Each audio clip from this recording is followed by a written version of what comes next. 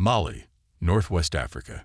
Hidden deep within the remote valleys of the Bandiagara Escarpment, the Dogon people have preserved a legacy that some believe may contain the key to humanity's cosmic origins.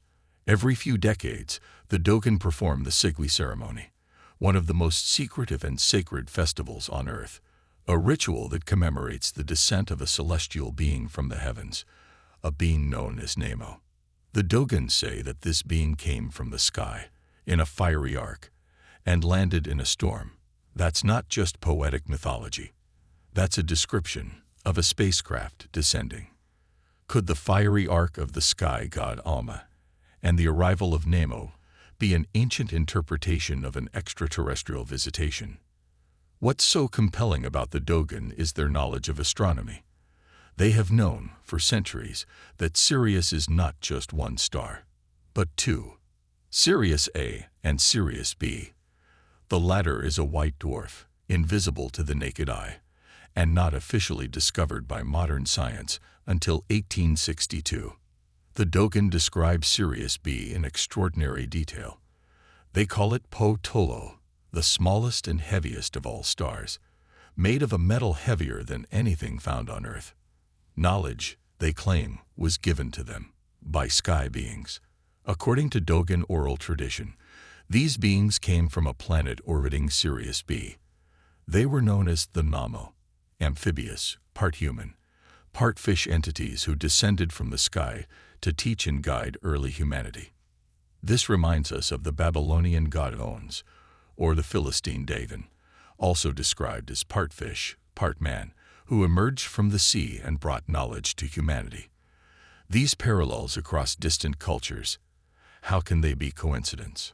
From the Dogon in Africa to the Mesopotamians to the Japanese legends of the sea dragon people, the repetition of aquatic, star-descended beings suggests a global memory of visitation. Our ancestors always said knowledge came from the sky. Whether through water, fire, or stars, they came to help us. The Dogon passed down their history not in written text, but through sacred dance, carved symbolism, and generational memory. Each mask tells a story, each ritual encodes a celestial truth. Some masks bear an uncanny resemblance to modern interpretations of space helmets, complete with breathing apparatus and antenna-like projections. These are not just religious ornaments. These are depictions. Depictions of beings that came from elsewhere, from Sirius. And the Dogon knew. Could it be that the Dogon's traditions are not mere myth but memories of ancient encounters with intelligent life from the Sirius star system? And if so, what was the purpose of their visit? Were they our creators, our teachers, or something else entirely? As we continue to explore the past with new eyes and an open mind, perhaps the secrets of the stars and our place among them are finally ready to be revealed. Because the answers have always been written in the sky. Could there be a deeper connection between Akhenaten of Egypt and Nemo of the Dogon? Both were said to be divine beings, created by it or descended from gods in the sky. And both were depicted with strikingly elongated skulls. We see this elongated head motif not just in Egypt and Mali, but in Peru, in Mesopotamia, and throughout ancient Mesoamerican cultures. The question is, why? Why did so many different civilizations choose to depict these figures with cranial shapes so unlike the average human? In the 1920s, French anthropologists Marcel Griaule and Germain Dieterlein spent over 15 years living among the Dogon. They were initiated into the tribe's most sacred oral traditions, accounts passed down only to select spiritual leaders. One secret shocked them above all. The Dogon described a star, Po Tolo, so small and heavy it could barely be imagined. They said it orbited the brightest star in the sky, Sirius, and they insisted that their sky god, Alma, came from that distant system. What's fascinating is that this information wasn't just vague.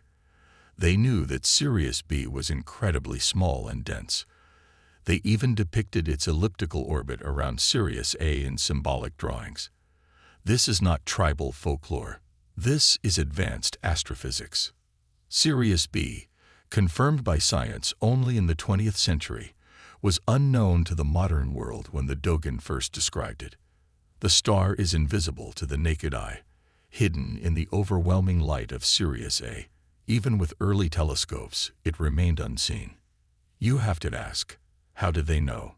They had no telescopes, no satellites, and yet they described a white dwarf star orbiting Sirius A, hundreds of years before science caught up. More astonishing still, the Dogon symbol for Sirius isn't abstract. It closely resembles modern astronomical models of the binary system, with Sirius A at the center and Sirius B in elliptical orbit. How could an isolated tribe in Mali, with no known access to advanced technology or Western astronomy, have described the mass, density, and orbit of an invisible star? I believe that this information was not observed. It was given, passed down from beings who visited Earth in the distant past. Nemo, the one who came in the fiery ark, could have been one of them. Was Nemo an extraterrestrial emissary, one who came to Earth with a purpose, not just to visit, but to teach, to leave behind clues embedded in myth, ritual, and symbol? If so, the Dogon were not alone. Across cultures and continents, legends of sky beings, star teachers, abound, and in many, the star Sirius plays a central role. Could it be that the knowledge humanity once dismissed as myth was, in fact, a message, a cosmic inheritance waiting to be understood? And if the Dogon are right, then perhaps we are not just children of the Earth, but of the stars as well. This marks the end of the ancient Dogon Secrets revelation. Have you enjoyed the series coverage, guys? For more scene breakdowns and movie insights, make sure to hit that subscribe button and turn on notifications. This is Favorite Movie Arena, where we dive into the best scenes from your favorite films and ancient historical revelations.